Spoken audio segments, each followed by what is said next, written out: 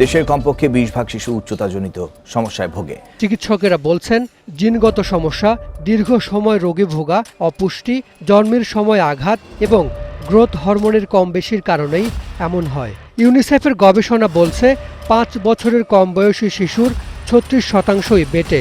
64 জেলার মধ্যে 39 জেলায় খর্বকায় শিশু বেশি। বিশ্বসেরা ফুটবলার লিওনেল মেসির গ্রোথ হরমোনের ঘাটতি ছিল। কেমন আছেন বন্ধুরা? একটা বিষয় কি লক্ষ্য করেছেন? বাংলাদেশ, ভারত, চীন এই অঞ্চলের লোকগুলোর হাইট এত কম হয় কেন? আসুন জানার চেষ্টা করি। বাংলাদেশ, ভারত, চীন এই অঞ্চলের লোকদের উচ্চতা কম হয়। তবে একটা বিষয় কি লক্ষ্য করেছেন? এদের প্রধান খাবার কি? এদের প্রধান খাবার হলো ভাত।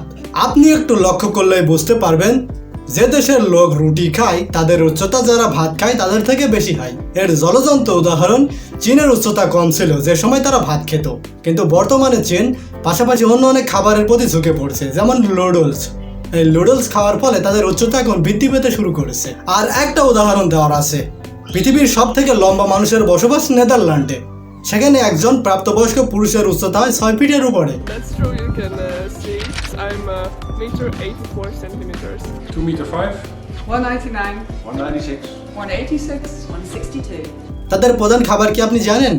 তাদের প্রধান খাবার হলো পটেটো, মিটস অ্যান্ড ভেজিটেবল, মানে আলু, মাংস এবং শাকসবজি। এখন বাঙালি যদি তাদের উচ্চতা বাড়ানোর জন্য ভাত বাদ দিয়ে রুটি খেতে শুরু করে তাহলে কিন্তু হবে না। কারণ প্রধান সমস্যা হলো, বাঙালি যখন খাবার খায় তখন তার খাবারের টেবিলে অধিকাংশটাই থাকে ভাত এবং সামান্য পরিমাণ থাকে সবজি। ফলে একজন বাঙালির শরীরে একই খাবার বেশি পরিমাণে যাচ্ছে, কিন্তু একজন পশ্চিমা বিশ্বের লোকের প্লেটে যতটুকু ভাত বা রুটি থাকে তার সমপরিমাণ মাংস, শাকসবজি বা ফলমূল থাকে। ফলে একজন পশ্চিমার শরীর সব রকম খাবারের পুষ্টি একবারে পাচ্ছে। আর আমরা যে একবারে প্রচুর পরিমাণে ভাত খাচ্ছি, এই ভাতের তেমন একটা পুষ্টিগুণ না থাকলেও মেদ বাড়ানোর জন্য যথেষ্ট উপকারী। আর খাবারে তেমন পুষ্টিগুণ না থাকার ফলে আমাদের শরীরে বেশি শক্তি দিতে পারে না। ফলে একটু পরে পরেই ক্ষুধা লেগে যায়, আর বেশি ক্ষুধা লেগে গেলে আমাদের শরীরে একদম বল পাওয়া যায় না।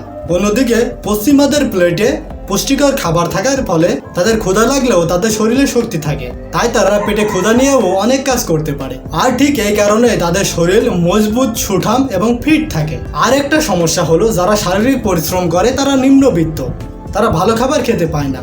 আর যারা বড় বড় চাকরি করে তারা ভালো খাবার খেতে পেলেও শারীরিক পরিশ্রম করে না। আর অন্যদিকে পশ্চিমা বিশ্বের লোকগুলো অনেক বড় বড় চাকরি করলেও তারা কাজের লোকের উপর নির্ভরশীল কম, তারা বাড়ির সব কাজ নিজেরাই করে। আর এর জন্য তাদের অনেক শারীরিক পরিশ্রম করতে হয়, তাই তারা ভালো খাবার খাওয়ার পরেও ফিট থাকতে পারে।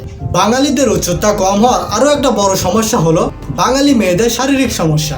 বাঙালি মেয়েরা হয় খেয়ে মোটা হয়, না হলে না খেয়ে চিকন হয়, কিন্তু পুষ্টিকর খাবার খেয়ে নিয়মিত ব্যায়াম করে সুঠাম দেহ করে না।